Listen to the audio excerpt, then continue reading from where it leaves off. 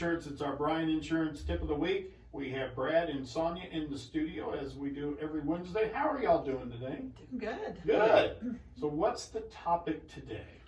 Well, I was thinking of our topic, but now I'm thinking of like event insurance for weddings. But and life insurance is the next thing after that. Will y'all do a binder on certain events like that? Would that be It something? says it's a certain kind of policy. Yeah, but you can write it, right? Yeah. That's what I was laughing. I was thinking, like, oh my gosh, they need an event policy. They grew me life insurance, Health insurance. health insurance. Like thinking the blood on the the ground at the venue. I just got thinking about this. What would be really smart is at a wedding, just have an insurance company set up a booth, just start signing people up in case something happens. That might be tacky, a little tacky, I don't know. Maybe we could do it at the shower, at the wedding shower. Well, everybody's looking for something cool to do at weddings nowadays. Now that's your thing. Insure everybody up.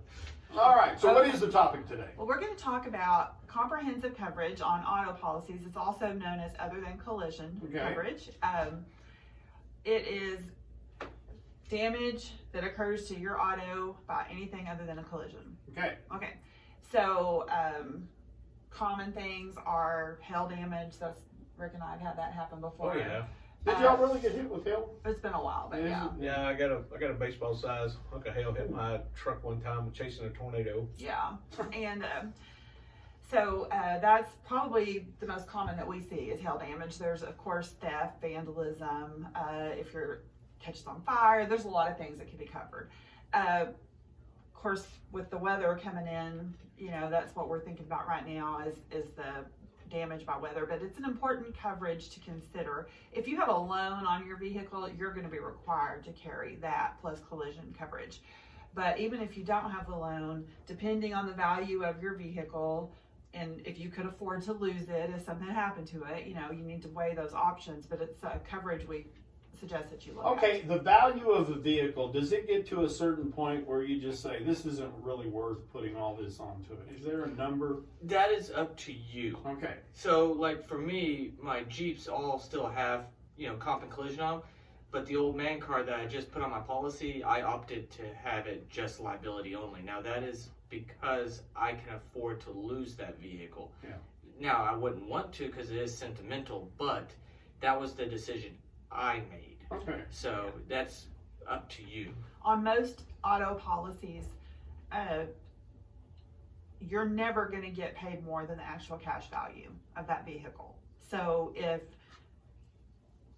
it's going to cost more to fix it than the actual cash value, you're not going to get more than the actual cash value. Where do the insurance companies get the cash value of the vehicle? They have different reference that they use. I usually use what's it called, Kelly's Blue Book. Yeah, KKK. Yeah.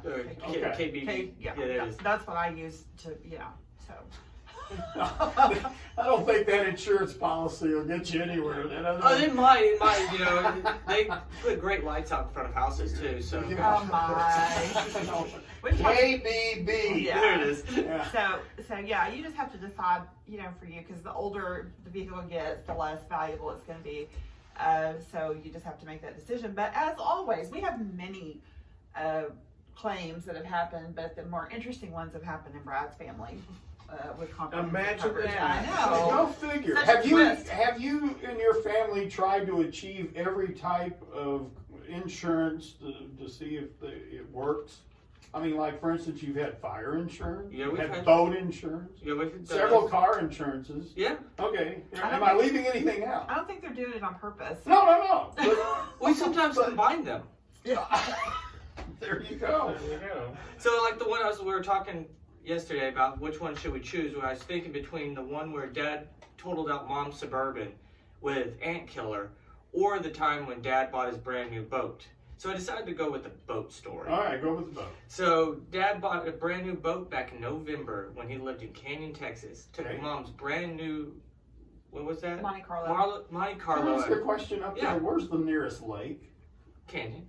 There is one? Okay, at Canyon. Yeah, Lake Canyon. Okay.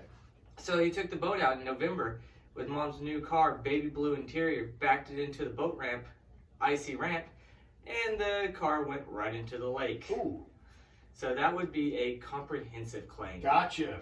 So when he came back home with his wife's brand new car, all the door panels had been removed to dry it out. But Mm. yep. So that's an example of a comprehensive claim. Once the car goes underwater, is it totaled at that point? Like, for instance, there was a rumor that insurance companies were paying off the cars from the hurricane in Houston and I guess Corpus Christi, Rockport, whatever that area was, and that those cars were getting dried out and then resold.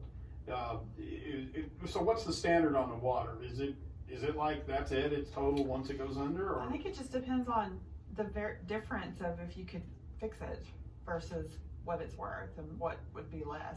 Okay. Yeah, that brings up a question. I'm thinking about that. I know flood insurance has to be purchased separately. It's not included like with your homeowners and stuff like that.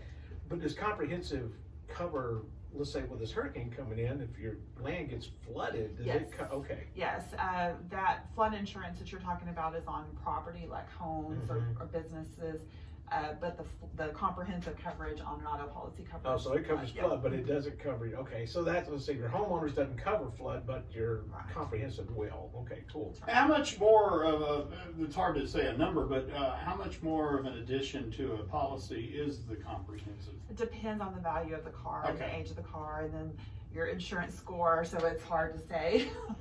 Very good. All right, Brad and Sonia, are we leaving anything out? Unless you want to tell the ant killer story, that's my favorite. That's your favorite? You did bring up the ant killer. Yeah. Yeah, well, we bought that lake house down there when I was probably 3 or 4 years old, Okay. and Mom had a brand new Suburban. You know what myothion is? No. Well, it's a insecticide, but it used to come in glass jars. Well, Dad left one in the back of Oh the yeah, Suburban. the dark color, like Yes. a root beer or Yes, beer that's bottle the color. one. Yeah. So he Okay. left it in the back of the Suburban, and Yeah. it exploded Ooh. and filled the car with insecticide. Okay. And it was so toxic that the insurance company could not clean it up. So they ended up totaling out the vehicle and disassembling it because it was so bad. Wow.